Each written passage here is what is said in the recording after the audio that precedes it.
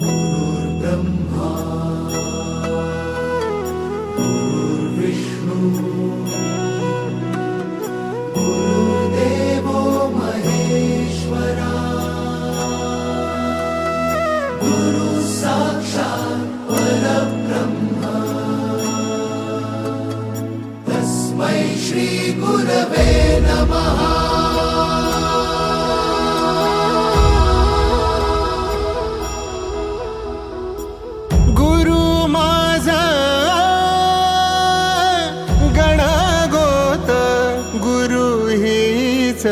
माऊली